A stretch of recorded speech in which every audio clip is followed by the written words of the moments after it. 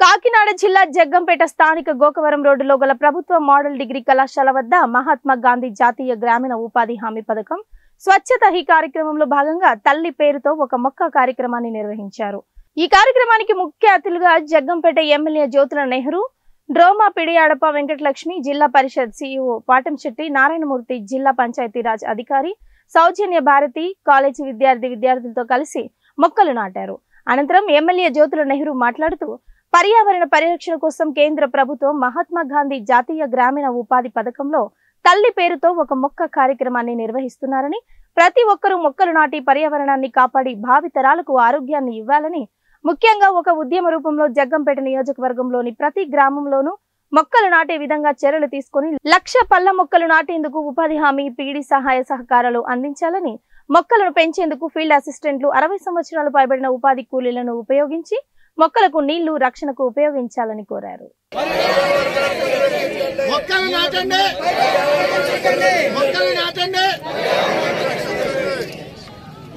చెట్లు ప్రగతికి మెట్లు, చెట్లు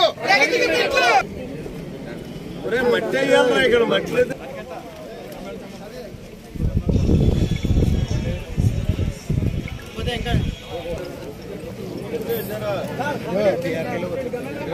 అంటే నేను కొబ్బరి మొక్కలు గోడ